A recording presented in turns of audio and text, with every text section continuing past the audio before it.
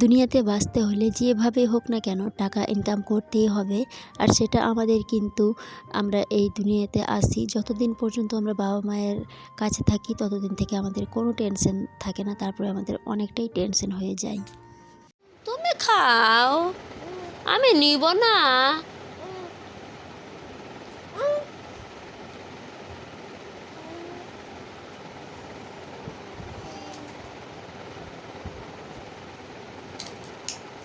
দাও দাও দাও। দিবা না আমার সোনাটা? এখনই তো আমাকে দিচ্ছিল, আবার দিবে না? কেন দিবে না? রাগ হয়ে গেল, রাগ হয়ে যাচ্ছে আমার সোনাটাকে কেন? আচ্ছা ঠিক আছে। হ্যাঁ, কথা বলবে না? আচ্ছা ঠিক আছে, কথা বলবে না? আচ্ছা ঠিক আছে, কথা বলিও না তুমি। আচ্ছা, কথা বলবে না? আচ্ছা ঠিক আছে, কথা বলিও না। রাগ করেছে, রাগ করেছে আমার সোনাটা। আর তোমার আপা মোনা ঘুমিয়ে আছে।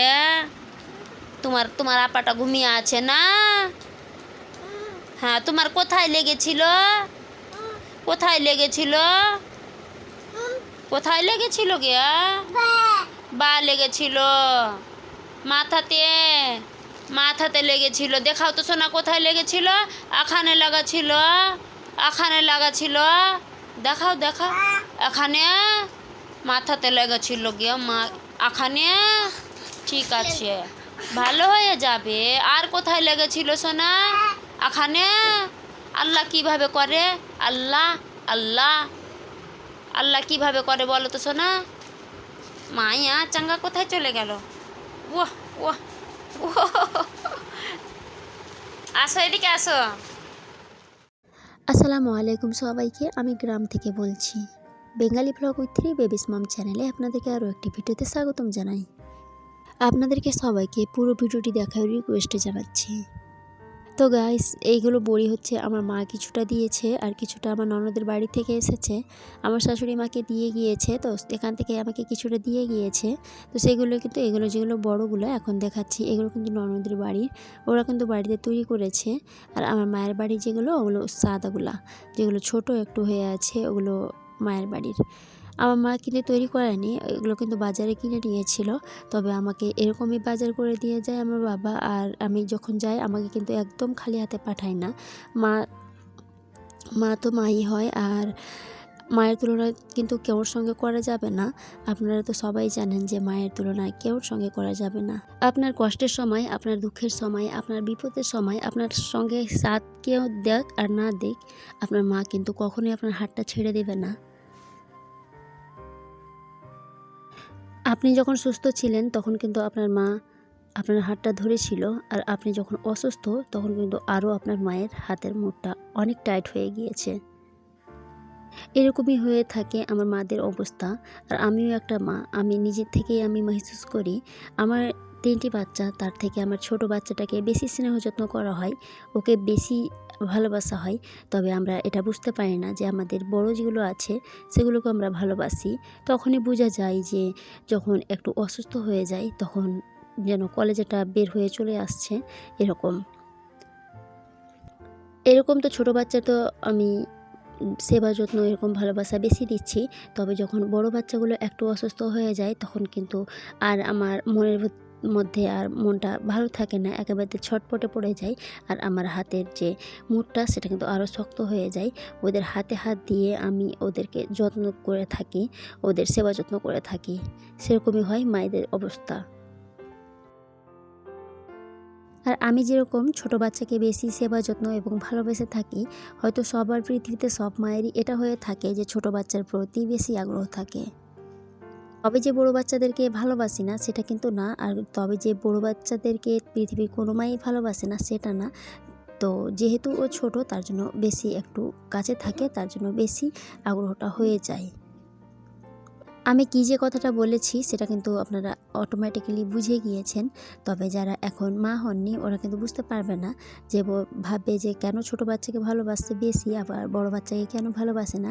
কথাটা কিন্তু সেটা না, কথাটা কিন্তু আমি যেটা বলেছি যারা মা হয়েছে তারা কিন্তু বুঝে গিয়েছে যে কথাটা আমি কী বলতে চেয়েছি। এখন হচ্ছে সন্ধ্যার টাইম, আর সন্ধ্যার টাইমে আমি মুড়িটা মিক্স করে নিচ্ছি। এই ভ্লগটা হচ্ছে রোজার টাইমকার, তো সেটা রোজার টাইমকার ভিডিওটা কিন্তু আপলোডিং করা হয়েছিল না, তবে ভিডিওটা ছিল, তার জন্য আমি ভিডিওটা আপলোডিং করার জন্য আমি ভয়েসটা দিতে লেগেছি। তো আমি বড় থালাটাতে আমি মুড়ি আর বুদিয়া দিয়ে দিয়েছি, আর এই থালাটাতে আমি আমার বড় মেয়ের জন্য আমি মুড়ি এবং ঘুগনি, ওকে জিজ্ঞাসা করে কী দিয়ে খাবা, ও কিন্তু বুদিয়া খেতে ভালোবাসে না, আমি ওকে ঘুগনি দিয়ে দিচ্ছিলাম। তারপরেও বলছে কি আমি ঘুগনি দিয়ে খাবো না, শুধু ডালমুড়ি দিয়ে খাবো। আবার ওর কথা শুনে আমাকে বললো কি আমি ঘুগনি দিয়ে খাবো, তারপরে আবার ঘুগনিটা ঢালার পরে তারপরে বলছে কি না খাবো না, তার জন্য আবার ঘুগনিটি ঢেলে দিলাম। আর তার দিকে অন্যদিকে কিন্তু মুড়ি শুকনো ছিল, ওখান থেকে নিয়ে দিয়ে আবার ওকে আমি ডালমুড়ি দিয়ে মুড়িটা দিয়ে দেবো।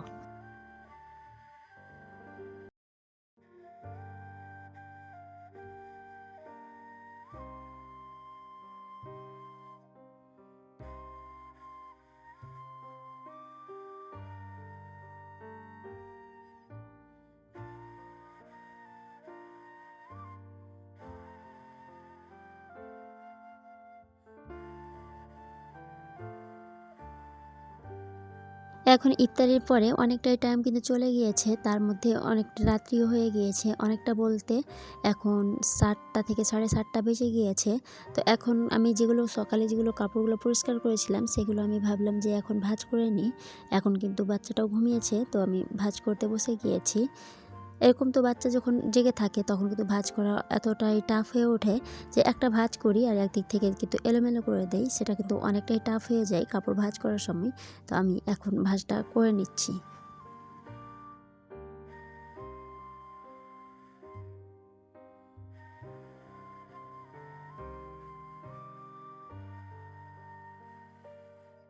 কাপড়গুলোকে এরকম করে আমি ঝুড়িতে ভাঁজ করে রেখে দিলাম। তবে আমি এই যে ঝুড়িটাতে শুধু রাখি সেটা কিন্তু না, আমি কিন্তু ঝুড়ি চেঞ্জ করতেই থাকি, কারণ আমার কাছে এতটা মেনটেন করতে পারি না, বা এগুলো ঝুড়িগুলো যেগুলো ঝুড়িতে আমি রাখলাম এই ঝুড়িটা নিয়ে কোনো সময় দেখি যে গাড়ি চালিয়ে খেলতে লেগে যায়, তার জন্য। আর এগুলো ক্যাথাগুলো যেগুলো দেখাচ্ছি এগুলো কিন্তু ভালো ছিল, পেচ্ছাপে বিছিয়ে এগুলো কিন্তু ছিঁড়ে গিয়েছে অল্প অল্প। তো এগুলো আর কিছুদিন বিছিয়ে তারপরে আমি কিন্তু ফেঁকে দেবো। এগুলো ওড়নি আর একটা কুর্তি ছিল, তো সেগুলো আমাকে ভাঁজ করে আমি আলমারিতে রেখে দিব। তো এগুলো ভাঁজ করে আমি বিছানাতে রেখেছিলাম, তো এখান থেকে তুলে আমি আলমারিতে রেখে দিব। তারপরে ভাঁজ করার পরে আর ওদেরকে আমি খাওয়িয়ে দিচ্ছি। এখন কিন্তু অনেকটাই রাত্রি হয়ে গিয়েছে, তো এখন আমি খাওয়িয়ে দাওয়িয়ে ওদেরকে কিন্তু ঘুমিয়ে দিব। আর আমার ছেলেটা কিন্তু ঘুমিয়েছিল আর ঘুম থেকে আবার উঠে গিয়েছে। তো ও কিন্তু ওকে ভাত দিচ্ছিলাম, তো ও খেতে চাইছিল না, নিজের মনে ও আলু নিয়ে খাচ্ছিল। আর এদেরকে মোনাদেরকে সাবিরদেরকে এদেরকে কিন্তু প্রত্যেক দিন আমাকে হাতে করে খাওয়াতে হয়। তবে আমি যদি হাতে করে একদিন যদি না খাওয়াই তবে ওদের কিন্তু পেটে একটাও দানা যাবে না, তার জন্য আমার এটা রুটিন হয়ে গিয়েছে। আগে ওদেরকে আমাকে খাওয়াতে হবে তারপরে আমি খেতে পাই, এরকমই অবস্থা। তো আগে ওদেরকে আমি খাইয়ে দিই তারপরে আমি নিজেরটা খেতে বসি।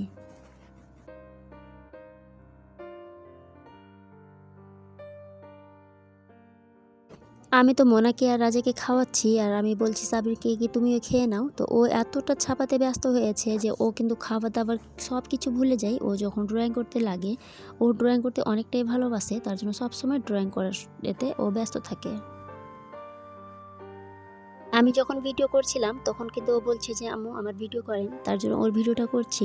আমাকে বলছিল যে আমি একটা ঘর আমি আঁকছি, তো ওটা আপনি ভিডিও করেন, তার জন্য ওর দিকে আমি ভিডিওটা মোবাইলটা করে রেখেছি যেন ওর ভিডিওটা তুলে। আমি যদি মিথ্যাও তুলি তারপরে আবার বলবে যে আমাকে দেখাও কোনটা দেখান, কোনটা ভিডিও করেছেন, তখন কিন্তু আমি আবার ধরা খেয়ে যাব, তার জন্য আমি সত্যি ওর ভিডিওটা করেছিলাম। মেয়েটা আমার এঁকেছে একটা স্বপ্নের ঘর, আর তার পাশে এঁকেছে একটা গাছ, আর তার উপরে এঁকেছে সূর্য। ও বলছে কি পাশে গাছ আছে আর তার উপরে সূর্য আছে, ওটা কিন্তু আলো দিচ্ছে। এটা কিন্তু আমাকে প্রায় বলে থাকে যখন খাতাতে আঁকে এগুলো কথা। তারপরে আমাকে বলছিল যে এটা আমার ঘর, এটা আছে গাছ, এটা আছে সূর্য, ও বলছিল। এবার আমাকে বলছে যে এখানে আমি একটু আকাশ ছেপে দিচ্ছি, যেটা আকাশ সূর্যের পাশে আকাশ থাকে বাদল থাকে সেটা ছেপে দিচ্ছি। ঠিক আছে ছাপো। জানি না আপনাদের কাছে ভিডিওটি কেমন লেগেছে। এখান থেকে ভিডিওটি শেষ করছি। সবাইকে আসসালামু আলাইকুম।